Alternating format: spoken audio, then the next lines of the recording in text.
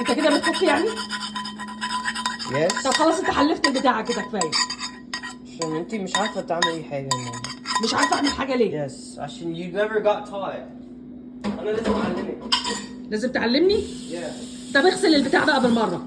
لا طبعا. لا طبعا ليه؟ انا مش وومن. انت مش وومن؟ سو الوومن بس هي اللي بتغسل؟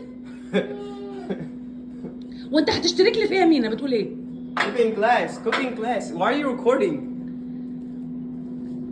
ليه هو انا ما بعرفش اطبخ؟ لا I'm serious. You don't. I'm serious. You don't. يعني كل الاكل اللي عملته لك لغايه اما بقيت انت هاو اولد دلوقتي؟ ها بقيت هاو اولد؟ ماما انت عارفة انا عايزك تعملي ايه؟ يا بعد ما انتي تروحي مصر عايزك عايزك تتعلمي ازاي تطبخ يعني. عايزه مين اعرف يعلمها مين؟ ايه؟ مين اللي يعلمها؟ اي حد احسن منها. اي حد احسن مني؟ And stop recording. ليه ما انت بتقول ان انا هنزل شهرتين مصر؟ الشهرتين ايه؟ صح. مين قال الشهرين؟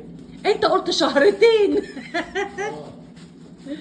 انت قلت شهرتين صح يا صبحي؟ مش هو قال شهرتين؟ حصل. شهرين. قلت شهرتين وبعدين مرة قال لك ايه؟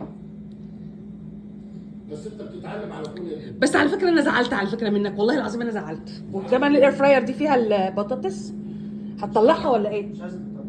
طب بعدين بعد ما حطيتها في الاير فراير انا انتي اللي حطيتيها مش أنا. بعد ما بقى كده يا مينا خلاص بتعمل ايه هنا؟ سخن عيش؟ Yes. Stop recording.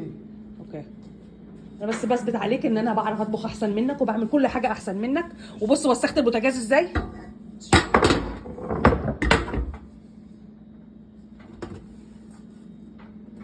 ان شاء الله بعد كده مش هخليك ايه تتنفس ومش هعمل لك اكل تاني. انا مش ايه؟ انا مش هعمل لك اكل تاني في حياتي نيفر. طالما انت مش ابريشيتد كده انا مش هعمل لك اكل. انت كل يوم بتجيب اكل من بره اصلا. You know why? Yeah, why? Why? Cooking. Cooking? انت لو عودت نفسك على اكل البيت يا مينا هتلاقي نفسك بتاكل في البيت. لكن انت للاسف بتحب تاكل من بره. اعمل لك انا ايه؟ ده مش مشكلتي انا. مش مشكلتي انا يا بابا. باي.